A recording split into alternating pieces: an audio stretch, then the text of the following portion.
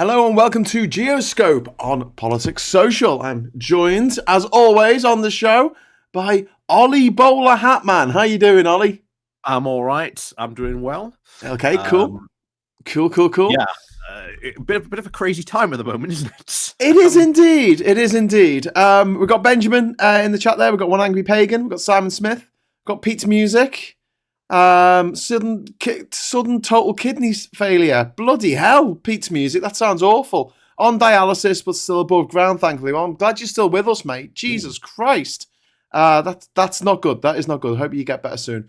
We've got some guy called BowlerHatMan saying soon, which is very enigmatic, I've got to say.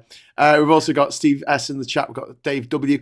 We've got Bully Wags. We've got Emma Price. We've got loads of other people. Right. Anyway, so if you'd like to join them, all you need to do is hit the subscribe button and wait for 30 seconds, and you can join the chat at the side of the screen. Right. What are we talking about first, Ollie? Are we going to go to America, or are we going to go to the Middle East? Let's do the Middle East first. Or Argentina. It's not the most pressing one. Okay. It's all kicking off. Yep. Massively so. We are in uncharted territory. That is, I think, the prevailing word. You have probably seen, I think, every single Middle East expert. I don't know, every single Middle East expert I've been watching, listening to, following, trying to get any insights on this I can about this. They've all been saying that. We are in uncharted territory. Purely because, as we all know, the last sort of state of play to sort of where we got to here was, of course, Lebanon, or specifically Hezbollah, has been firing missiles into northern Israel. This has caused, since the October the 7th, this has caused thousands of Israeli citizens to sort of leave their homes. And Netanyahu has basically used this as justification to really ramp up missile attacks over the past year to really now start hammering home. Well, it's way beyond that now, isn't it? Because we have the exploding phones, the exploding pages. That happened. Yeah. That should terrify a lot of people, because that is some real 007 stuff. Yes. Yeah, it is like something out of a movie. Yeah, to be able to do that kind of operation takes God knows how much resources to be able to do that. Then, of course, followed by that, we had numerous bombing campaigns, and this has now ended up taking out the leader of Hezbollah. And now there was a state of, well, what happens now? Yeah. And that one on what happens next was going to be, what does Iran do? Because Iran in all this they're the ones who are funding Hezbollah. And Hamas. And the Houthis in the Houthis. This axis of resistance, as it's known as. Okay. And we had to basically watch what they would do, because they are in a situation they do not want to be in. So their two positions are basically this. They could have basically said to Hezbollah, right, go sign a ceasefire with Israel that does not involve anything to do with Gaza or anything like that. That was one position.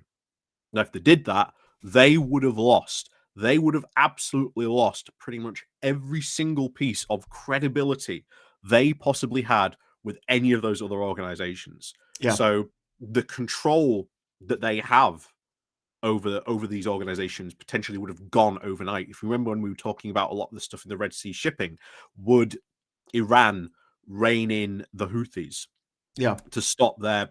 Because remember, this was also affecting Iran too in a lot of this way. So that obviously didn't end up happening. They obviously responded somewhat forcefully. Although, bear in mind, no deaths. Well, there was one, and I think it really sums up the conflict in this situation. A Palestinian was killed in the West Bank by falling debris. Yeah, and it's just almost that incident itself. That was the only reported death of these. But it's from the Iranian missiles. Is this? Yeah, no, this was the intercept that happened. So when the intercept, the debris. From the Iranian missiles. This wasn't Hezbollah. This was Iranian. Yeah. So Iran is firing missiles at Israel, and the only person who gets killed is a Palestinian. Yeah. My God. It's like honestly, if some scriptwriter was writing this, you would just tell them they're the sickest bastards since Bret Easton Ellis wrote American Psycho. It's horrible. Everything about it is just absolutely horrible. And what's the worst part about all this is last week we had the big UN general meeting, and off at the sides we had Iran's foreign minister talking with David Lammy, and of course Germany's foreign minister as well. Yeah, and they were talking about restarting the Iran deal, about sorting that out, and there was good music coming from that. There was good progress coming from that, and then this happens. Yeah. And it's almost, we could have had a very big, I think, step forward in those types of relations, but this has just wound it back now significantly. And I've been saying this for the past couple of weeks on here and on my own channel as well. There needs to be, a almost bringing back of Iran back into sort of like the international fold. Yes, doing that would help solve a lot of problems. Absolutely. But we had the Iran nuclear deal, which really did bring them in from the cold, and then Trump backheeled it, making the world a more dangerous place. And I'm sick of hearing his little, sycophants and his little familiars who follow him around and go, actually, he didn't start any wars when he was president. And I'm like, bullshit. He put a lot of things in place that killed a lot of people in Syria, in Afghanistan, and in Iran. Well, in the whole Middle East. He declared that Jerusalem was now the capital of Israel, which pissed off everyone else around the Middle East, especially the Palestinians and their supporters. I mean, no, there's like a difference between actually declaring war. Germany didn't declare war on Britain. We declare war on them. I'm sorry, that doesn't absolve them of what they did. They can't go, but we didn't start it. Yes, you did. You invaded Poland, as is quoted in Faulty Towers. I've just got a couple of super chats before we go on. Urgent question from Puninator, mate. Oh, where's the Fez? Where's the Fez, man? I want the Fez now. Fezes are cool. Channeling the 11th Doctor there. I can't resist. Where's the bowler hat man? So we want to know where the bowler hat man is, or the bowler hat, man. Yeah, just out of reach. Just out of reach. Oh, what a shame. What a shame. Sorry, Puninator. Sorry to disappoint you. But Gareth T has dropped £10 in super chat. People underestimate Israel at their peril. This is a country that has had to fight for its very existence. It took on 3 other countries twice and won. Not a fan of Netanyahu. He is a crook. I agree with everything you said there.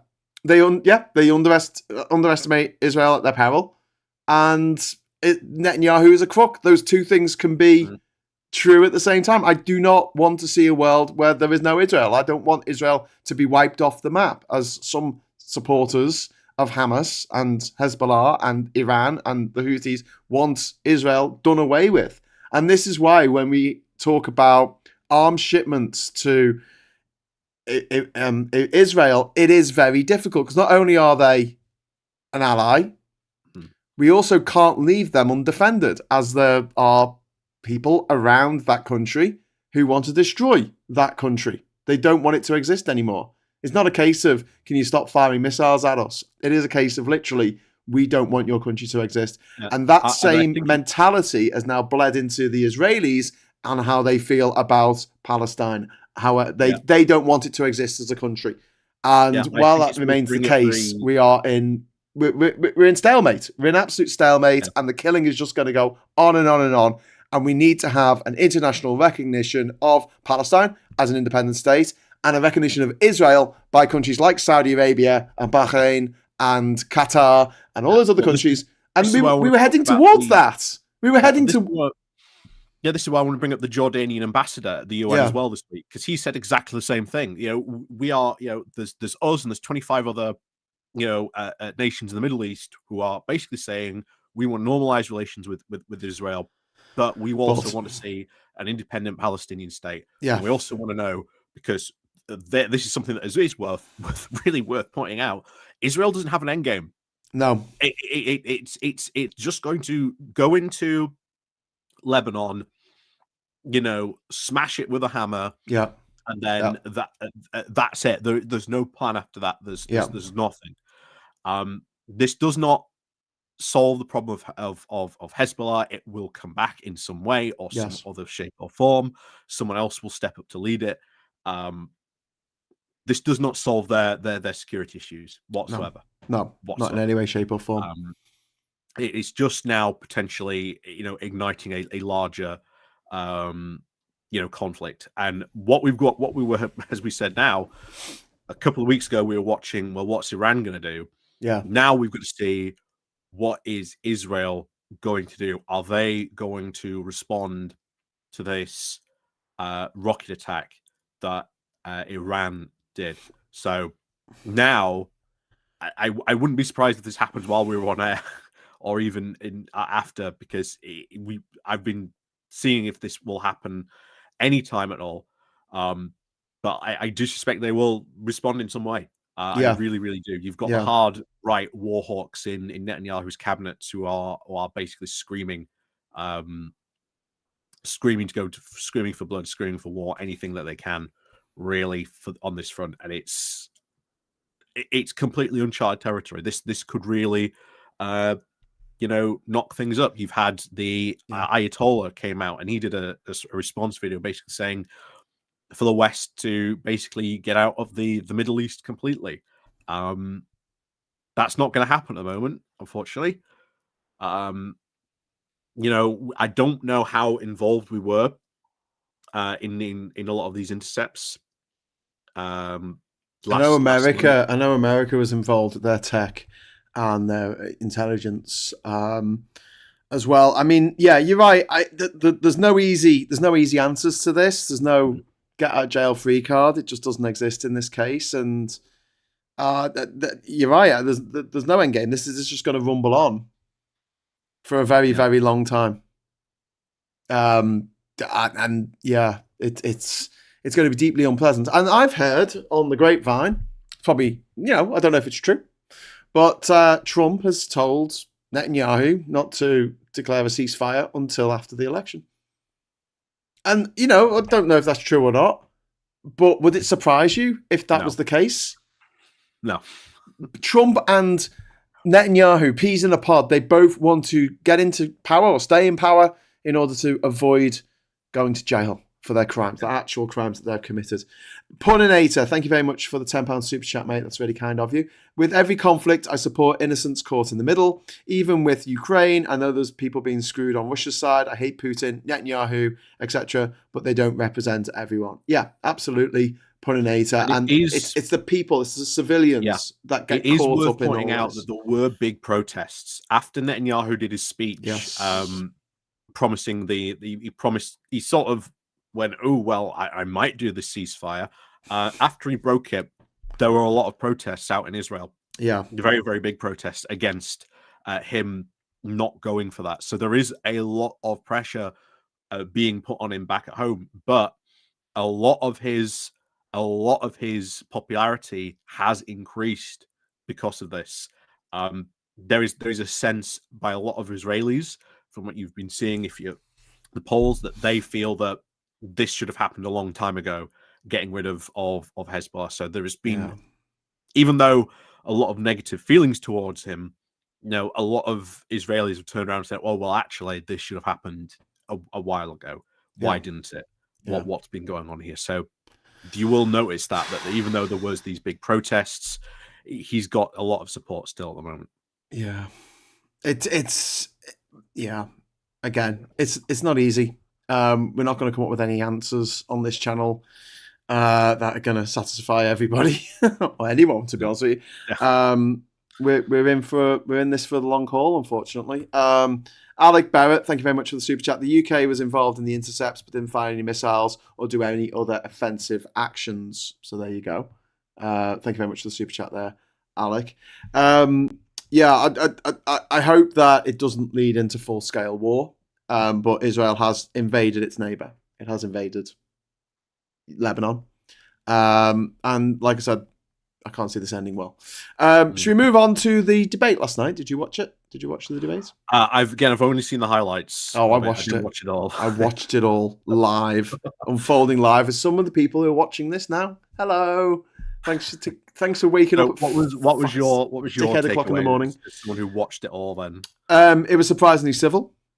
I think that JD Vance possibly won the debate because he made his they both sounded eminently sensible to a degree, but there was more damage control, I think, for JD Vance to make out that they're not a bunch of weirdos and they don't want Project 2025 and they're going to take away women's reproductive rights and pulling back from some of the horrible things that they've said. However, I don't think Tim Walz. I think he came across well, but I feel like he didn't really go in for the kill when he should have done with JD Vance. There were a lot of shady things that JD Vance has done in the past that he could have brought up. When he was asked the question about, he said he was in Tiananmen Square when the massacre happened, and he definitely wasn't. And he then admitted that he might have got that wrong. He might have misspoke or misremembered, whatever. Right? I would have said that and then turned it around, saying, although that was 35 years ago, and I was a young man at the time, and it's something that it's not quite as bad as Mr. Vance over here. Didn't he take, how much was it from people who thought he was going to help people who were addicted to fentanyl, and he took all that money to get himself elected to the US Senate? Is that true? And then fire it back onto JD Vance. So you say, oh yeah, okay, I admit I got that wrong, but it's nowhere near as bad as something JD Vance has done, like raising millions of dollars to help people with fentanyl addictions and then spending it on himself. Wow, what a creep. Emma Price, thank you very much for the £5 super chat. My worry is that all the despots want Trump elected, and if it kicks off big time in the Middle East, America may get drawn in and Trump will use it. I absolutely agree. But another thing is there's this weird bit of conservative religious America, Christian conservative America, that want a war in the Middle East because they think it's going to herald the rapture. Honestly, that's what they have been led to believe. They are the biggest people on this, but there's a lot of war hawks in America who have been wanting a war with Iran for years. We're talking like going back to the war on terror. And bear in mind, attacking Iran would be an absolute nightmare logistically. It is very, very, very hilly. So you're talking mountainous terrain. It's incredibly boggy.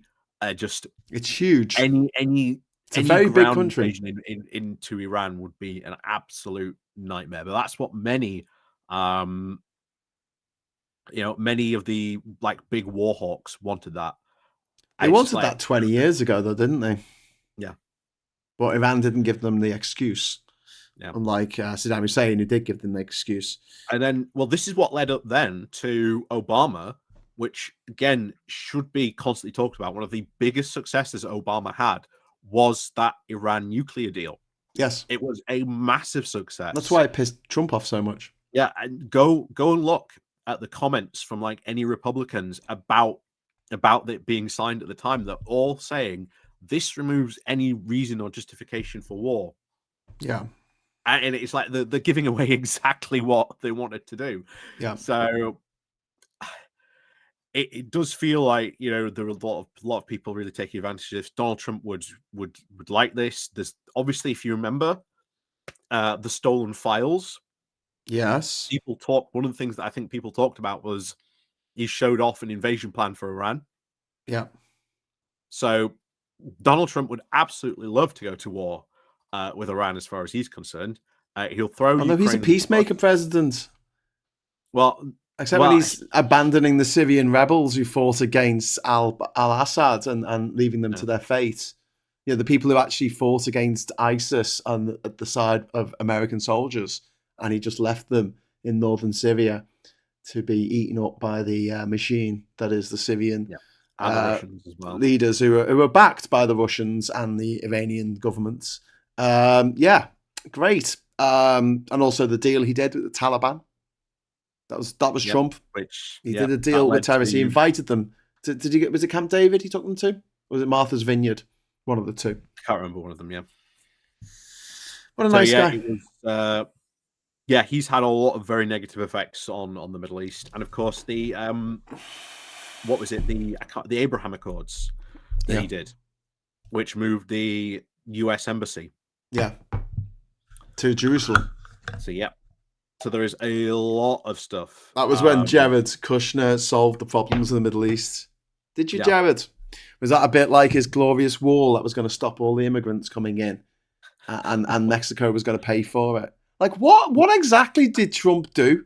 You know, when you ask a Trump supporter, like, what did he do? They never have a good answer for you. The only thing I've ever heard from a Trump supporter is he didn't start any wars. I'm like, but he did.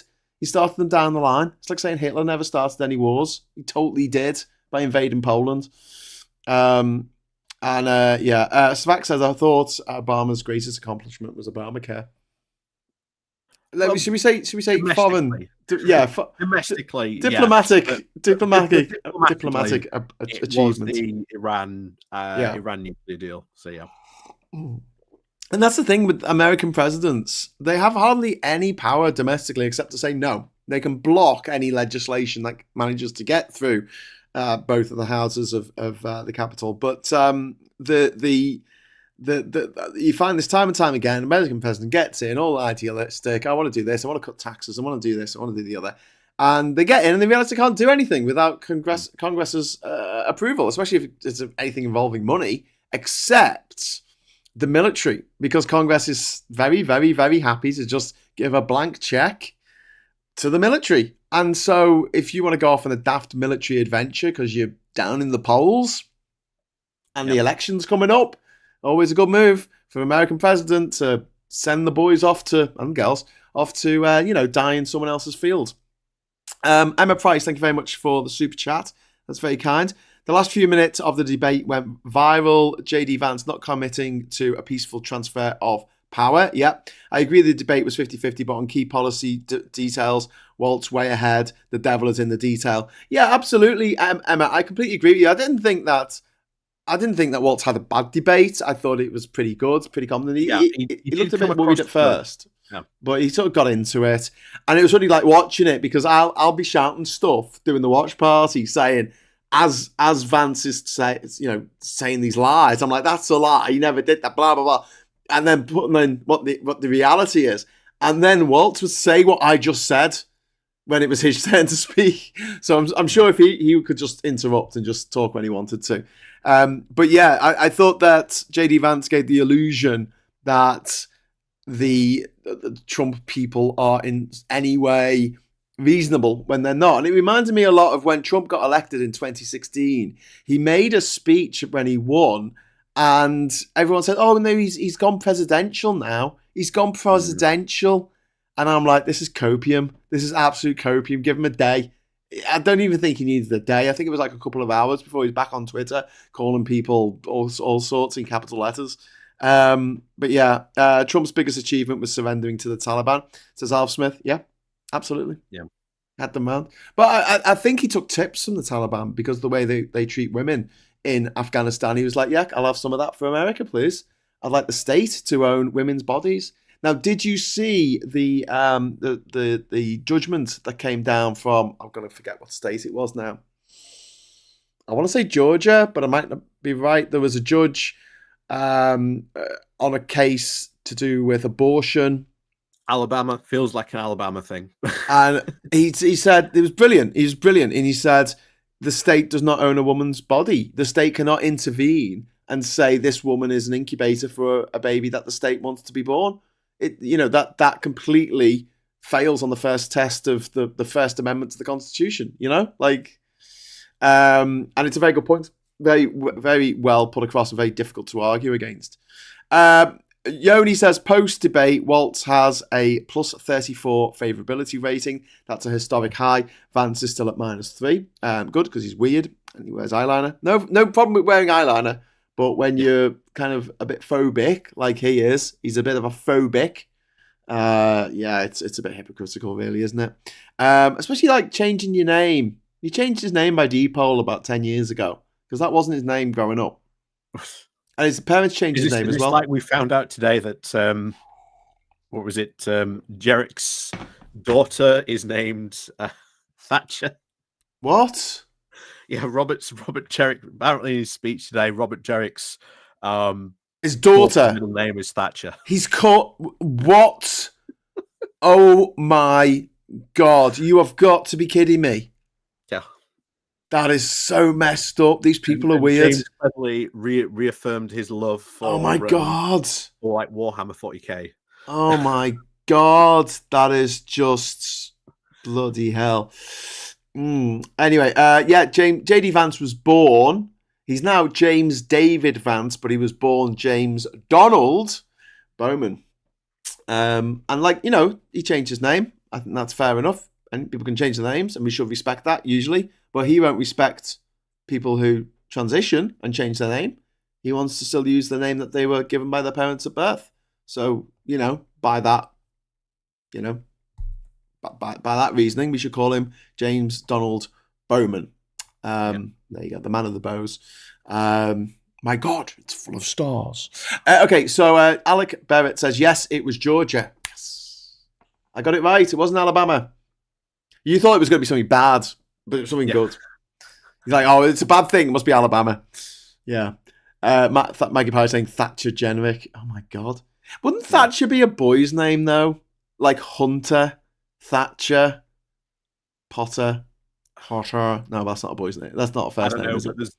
There's some as an aside, because people know if you've come to my channel, I follow the Conservative Party leadership comedy cavalcade as I call it.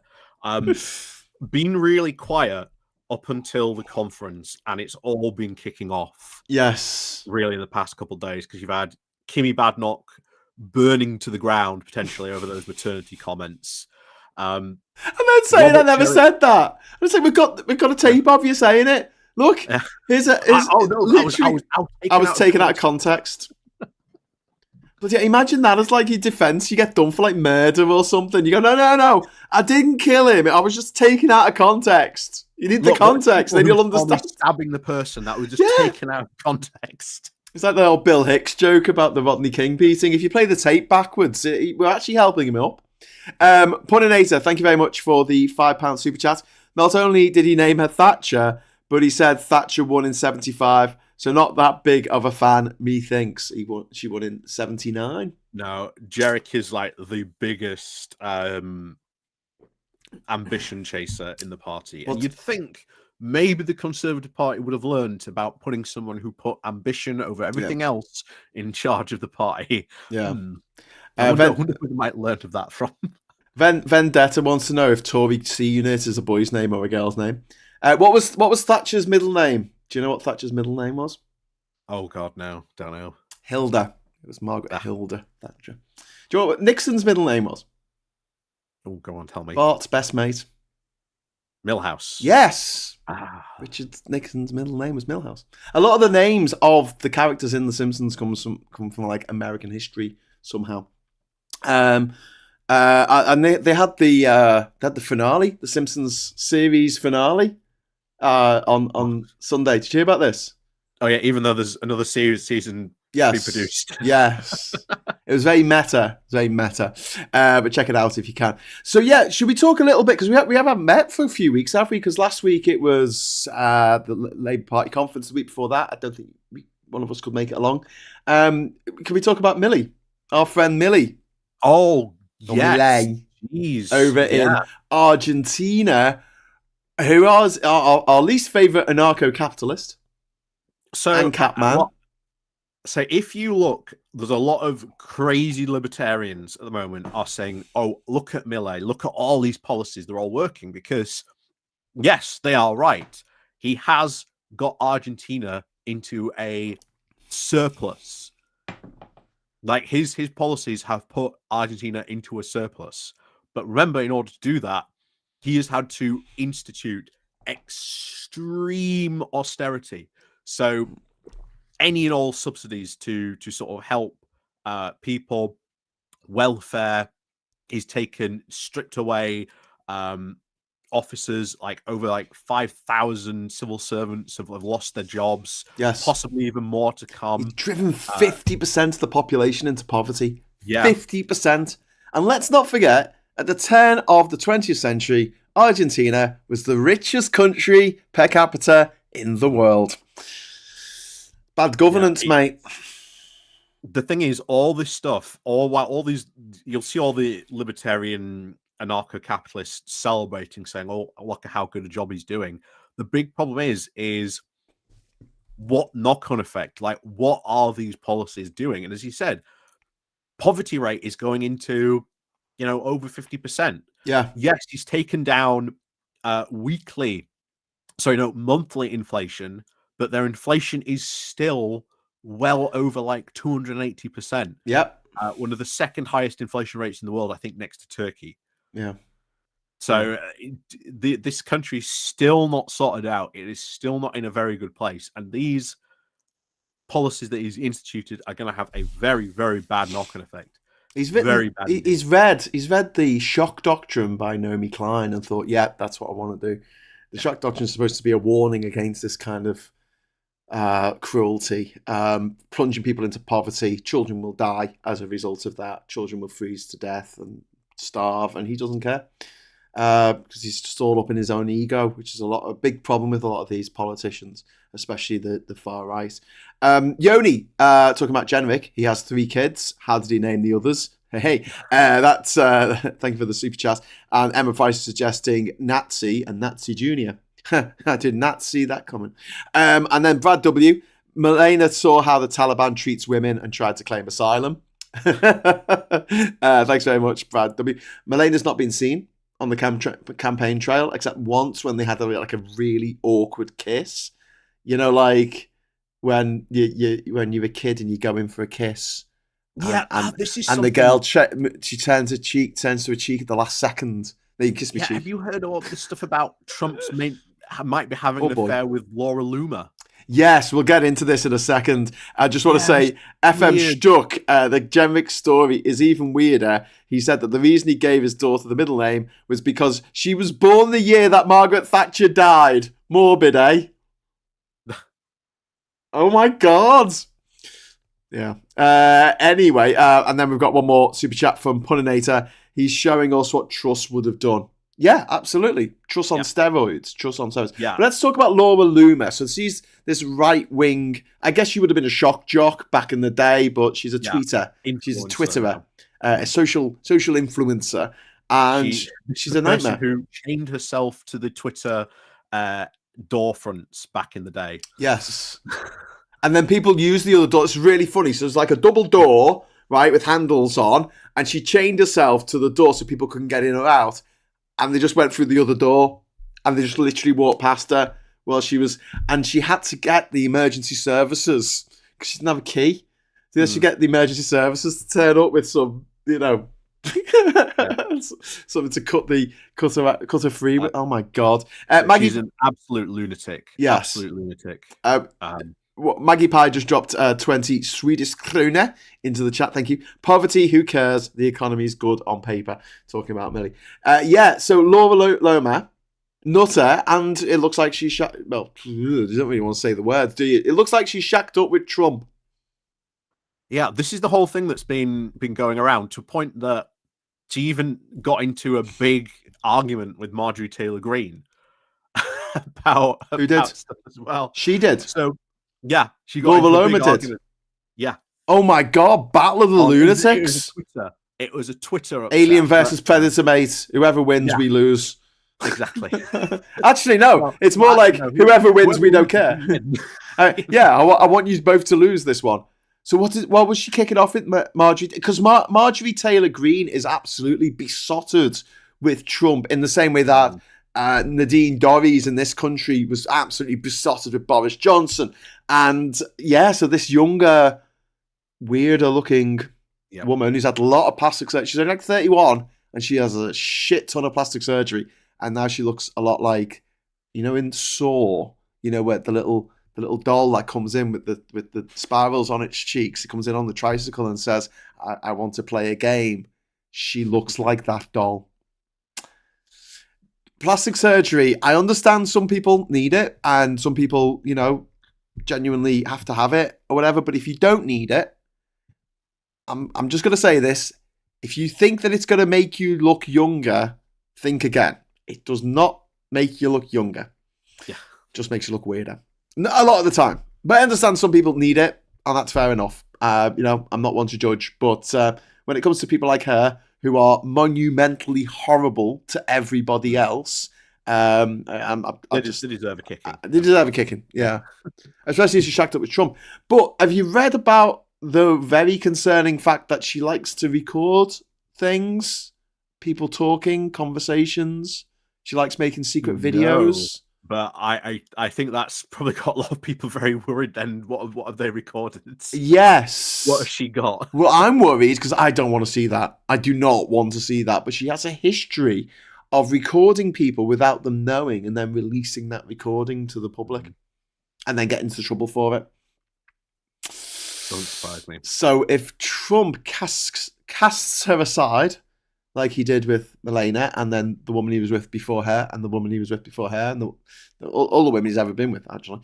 And she is, hellish, furious, like a woman scorned.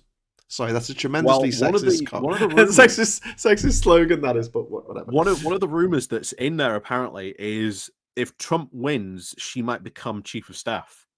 Oh my God. Because it's one of the positions where you do not need congressional approval. Trump can just give her that position, and then she would pretty much be in charge of running the White House, like day-to-day operations and things like that. Yeah, that would be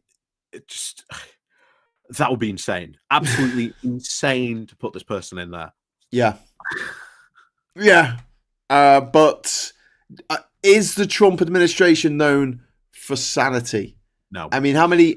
They got through so much staff. They got about like 400 staff came and went in the 4 years that he was there. Some were only staying for a matter of days before he tired of them. I mean, it's just all a bit, great. Anyway, is there any more news? Because I didn't make a list. We normally make a list, yes, don't we? Go on. What have you got for me? Something I want to bring up as well. Because again, Russia has been a very naughty boy. It turns out Russia has committed one of the biggest ecocides in world history. Oh, wow. It has effectively killed one of the... Well, at least the first time this has ever happened, a river in Europe is now officially dead. There's no This is in algae, Ukraine, isn't it? Yeah, there's no fish in there. And even worse... This water is used by Kyiv as like the main water source. Shit. It's the Desna River in Ukraine. They have effectively poisoned a massive drinking source and a very large river. Fuck. And it's the first time in the world this has ever happened. It's ecocide on a massive scale. A massive scale. Chemical waste from a sugar factory has been dumped in vast quantities into the Seam. It included ammonia, magnesium, and other poisonous nitrates. Oh my God. So we were worried for a long time about radioactive, materials from the nuclear power station, Chernobyl and Zaporizhia sites that the Russians have been holding since nearly the beginning of the war now, haven't they? They've had they're still holding that at the moment. I think they allow Ukrainians to operate the facility, but it's under Russian control. And we're worried about the leaking of radioactive material next to a nuclear reactor. So, that's not worrying at all. Yeah. And of course, you had at the start of the war, they marched straight through Chernobyl and even dug trenches in radioactive soil. Yes, they did in the first few days of the invasion. That was a very silly thing to do. A very good track record. But they didn't know. They didn't know about Chernobyl because it's all been suppressed in Russia. there's so much stuff that Russians don't know because they're just not told it. Or if they go on holiday and they're allowed to use the actual internet, not just the restricted internet that they're allowed in Russia, they can read this stuff, but they just don't believe it. They're just like, no, that's not what I've been told. So yeah, it is incredibly concerning. What's going to happen to Russia then? I mean, surely there's some kind of retribution for this. Not retribution, that's a bad word. Justice. Again, I don't know. I mean, when they were reading about it, they've already taken steps to try and help out with it. They've got in like materials. They've got machines that are literally pumping oxygen into the river to try and keep it alive. Like I say, you don't tend to hear about this too often. You know, where in the world are you pumping oxygen into a river to try and keep it alive? This is like the scale of the poisoning that has gone on with this this river. More than 650 kilometers of the river is polluted, and not a single organism has survived. Wow. And it's like I say, first time this has ever happened to something like this in Europe. Yeah. Bloody hell. What is it with there's a lot of evil people running places at the moment, and we need to be able to do something about it. But and this is one of the things when it comes to war, nature does take a back seat. Very much so. But there's, like I say, there's a lot of other places this has happened to in Ukraine, national parks. Russians have killed animals. Wildfires have started because of wars. Animals have set off mines, and it's caused fires. This is just a consequence of war itself. But replacing some of these things is going to take years, decades even. And one of the things we actually haven't really talked about on here is the mines, like the sheer number of mines that Russia has used. Not only just what as we would think traditional mines, but minelets, like little plastic, almost they look like toys. If you have a sorry, when you said mines there, I thought about coal mines for a minute, but you mean landmines, don't you? Exploding landmines, which now absolutely litter the ground of a huge swathe of Ukraine. And they reckon it's going to take at least 100 years. Wow, to get rid of it all, to demine all this. This is something that they're not going to keep maps, are they, of where they are? Yeah, exactly. There's going to be no maps. Russia's not going to give them any maps. But this is one thing where after the war, we definitely have to come together, or there should be some sort of NATO plan to help demine Ukraine. Whether it's sort of we give equipment, or whether we sort of do a big sort of circle outs like NATO. Well, again, depends on. This is something that maybe AI could help with. Yeah, potentially. I mean, maybe you could use drones and stuff like that. That's what I'm thinking. Help map out these areas. Drones, AI, because AI is fantastic at spotting patterns. But there's still areas in France. There are red zones in France. Yeah, and those red zones are First World War mine areas where there's either just so many mines, unexploded bombs, etc. Where again people still can't live. Because it's still just sort of that a dangerous place, and that is from World War One. And yet they're still trying to deal with that, and that is a common occurrence for many French farmers still to this day, who find mines, ammo, bombs, all sorts of stuff in their fields still to this day. I think it does actually claim lives still. Somewhere there was a statistic. It's like 2 or 3 farmers die a year of like unexploded bombs because they're in the tractor, and all of a sudden goes off. So even after 100 odd years. It's mad, isn't it? So it's going to take a very, very long time to sort those out. And these are even worse because some of these, especially like some of them are plastic. So those are even very, very Oh deadly. shit! Because Um, well, not just deadly, but you're really hard to find. You yeah, usually use metal detectors to find mines. They're made of yeah, plastic. and even worse, that some of them, to a kid who might not know what they're looking at, might look like a toy, and they might pick it up as well. So obviously, these are very, very dangerous consequences. Something that Ukraine is going to have to sort of deal with after this war. The Yeah. massive demining operation that is going to have to be employed by this. Bloody hell. Okay, so questionable absanity. Thank you so much for the super chat, mate. When people say that the eco warriors of a cult, do they ever consider that business as usual might be a death cult that is evolved into a culture? Yeah, they are. The business as usual people that don't look up people. The people who are literally saying, no, la, la, la, la, I can't hear you, nothing's problematic here. So there was a town called Asheville, I think it was Asheville in West North Carolina, which was actually one of the places that was listed on a website recently as one of the places you could go to avoid the worst throes of climate change. And it's now underwater. It's 300 miles inland and it's now underwater thanks to climate change. And it got walloped by Hurricane Helene. Gareth T, thank you very much. £5 super chat there. France has an iron harvest event every year. Some of those shells still have gas in them as well. That is crazy. But yeah. Yeah, no, it just goes to show 100 you, years later. Unexploded weapons, ordinances, things like these. Even after like say World War One is finished now, over almost 100 years, they're still having to deal with the consequences of all that. Yeah, yeah.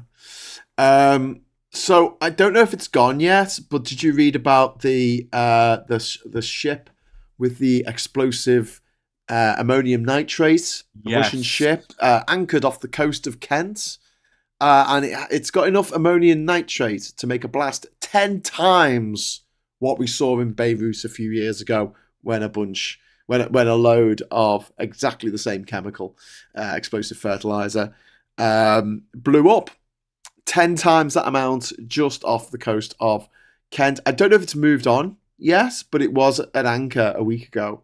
I've not heard anything since, Yeah, but it's. I last time I heard it was outside somewhere near one of the Norway ports.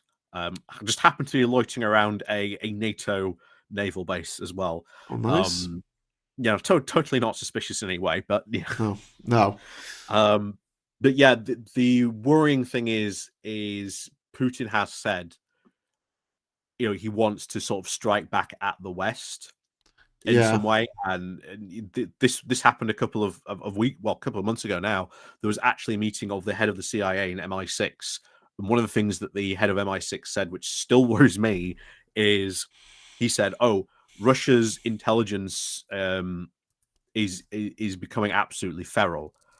And it didn't really elaborate on what that actually meant, yeah, but that's worrying. That's very yeah. worrying on a Well, number of scales. this ship was in Norway, and it's been anchored off the coast of Kent. And I'm just seeing a news report from yesterday saying that the ship was originally anchored 18 miles offshore, but it's actually come in now. It's only 15 miles now due to bad weather. It's getting closer. And then there's the SS Montgomery Richards that people are talking about, which is the ship that went down in World War II, full of explosives. And that's close enough that if one goes off, the other one might go off as well. Scary, absolutely scary. SG is saying a World War II bomb went off under a Japanese runway today. Bloody hell. Yeah. Anyway, right, we're going to wrap up soon. Have you got any good news stories for us before we go on our way, on our merry way? Please. Not all death and destruction. I'm just trying to think now what sort of what's been going on. Well, obviously, we can have a quick talk about the comedy at the Tory conference. Yes. There was Liz Truss made an appearance. of all places. Who is letting Liz Truss? Hello. Who is letting Liz Truss at these things? I mean, why? They've really learnt nothing. Ask me a question about my tenure as Prime Minister. How was your tenure as Prime Minister? Oh, the other thing. Did you hear the other comment that Badnock made? It's got her into trouble as well. Go on. So she said that some civil servants are, quote, so bad that they should be in prison. Wow. Yeah. Okay. So she wants to, quote, imprison civil servants for, according to her, leaking, being a bad job, doing a bad job, secrets. Okay. And briefing against their ministers, even though I don't think that they've ever had any evidence that has ever happened. I'll take things that had never happened for 10, please, Al. Yeah. Oh my God. Of all the things that never happened, this never happened the most. Yeah. Oh, she is just an absolute brilliant. Oh, it is some good news, actually. Well, it might not be good news for Simon Case because it appears to not be well. But apparently, because he's not well, he'll be standing down for the Cabinet Office. Which is good news because we don't like him. I think he's a massive Tory and I'm pretty sure he went to some parties. Keep him. I don't understand why they would keep Simon Case because this was a guy who was brought in by Boris Johnson. Yeah. Hatred of Sue Gray. Yeah. And yet that you decide to keep him. He would have been the first person out the door. Yeah, but I think because they've got to run out the contract. So civil servants working for the government are supposed to be impartial, aren't they? They're supposed to be permanent, impartial, non-political, non-biased, and so he would have had a contract that ran out at the end of, say, 2024, and he would live out the end of that contract, and then they might get someone new or renew his contract if he's any good. But he's particularly problematic, but he's standing down anyway because he's not feeling very well. MPs are civil servants. Start with Tories. That's a vendetta. Scarily good impression there, Graham, says Richard. Bunch of numbers. Yes, Richard, thank you. I've been practicing it all day in the mirror and scaring myself in the process. I actually said the word Candyman 5 times just to cheer myself up. Floods in Europe, Hurricane Helene, and floods in the US. Are these subjects not worth talking about? Well, yeah, absolutely. We did mention the fact that Hurricane Helene has smashed into America and caused over 100 deaths, and many more are still unaccounted for up in the Appalachians in America. And then you've got, floods in Central Europe. Again, these are the consequences of the climate change that scientists warned us about my entire lifetime. 45 years now, scientists have been saying this is what's going to happen. And then you've still got people like J.D. Vance saying at the debate last night, oh yeah, well, let's pretend that there's a problem with the amount of carbon we're putting into the atmosphere. Let's just pretend, let's just say that there is, just for a bit of a laugh, because he doesn't believe it. Doesn't believe in a climate emergency. Yeah. Oh, no, I don't. I choose not to believe it because your facts mean nothing to my inflated sense of self and my opinion. Who'd have thought that adding energy to hurricanes would make them more destructive? Says Yoni. I don't know, mate. The physics of it just blows my mind. I can't imagine how more energy would create faster winds. I just can't put them two together. It's too complex for me. Leave me alone. If you say Duke Vengeance 3 times in the mirror, you get angry for no reason. Case was the head of the civil service. Yeah. And One Angry Pagan says, sorry, I just think this is more important than talking about the Tories. Yeah, but we wanted a nice news story to end the show with, so we'd not send you all off with like nightmares, like Crime Watch. Don't have nightmares. We should end the show with that each week, shouldn't we? Yeah. Don't have nightmares. Don't have nightmares. Don't have that. Oh, now you've said not to have nightmares. I won't. Thanks for that recreation of that time that person got all stabbed up at the bus stop. Cheers for that. Second worst hurricane in history, says Frank Riley, referring to the hurricane Helene. I don't know if that's the second worst hurricane in history. Maybe for America. Maggie Pie, thank you very much for the 20 Swedish krona. Thank you. A wild Liz Truss appeared at the Tory conference. Yeah, she did indeed. Thanks for that. I mean, she's just absolutely unhinged. Did you see any of her talk that she gave? No, not yet. I've been saving myself. Okay, all right. Okay, I if you don't know anything about it, this is such a great question. All right, and I'm going to put it out to the chat as well if anyone knows it. Which prime minister did she blame for everything going woke? Oh, Tony Blair. Nope. Oh, David Cameron. Nope. Too obvious. What's the daftest prime minister you could possibly imagine her saying caused everyone to go woke? Boris Johnson? Nope. Dafter than that. Theresa May? Nope. Back in time. Go back in time. Winston Churchill? No, not quite. You're nearly there. Oh, Attlee? Clement Attlee, correct. Hey. Loads of people in the chat got it. Vendetta's got it. Dave W, Alec got it. Puninator and Heyhun Puds, and also Sarah got it as well. Paul said Bevan, though it wasn't. It was Clement Attlee. Apparently caused the world to go woke. That's when the whole woke project started, Ollie, with the NHS and, I don't know, the secret development of nuclear weapons, which also happened under Clement Attlee's administration, and the partition of India. That was so woke. Did you hear about those 1 million people who died in India during partition? The thing that we caused happen. We made happen. Sorry. Yeah. That was so woke of us, wasn't it? And then there's the horrific fact that when the empire was getting wound down, Britain burned a mountain of documents documenting all the atrocities that it committed across the colonies, the dozens of colonies that Britain had. And there you go. Svak says Lord Liverpool. No, it wasn't Lord Liverpool. But that's going back. That's going back a long, long way. Duke Vengeance says she blamed the downfall on the underground transgender mafia. I don't know what that is, but I imagine they play good music. Yeah. That was actually a piss take that someone said that.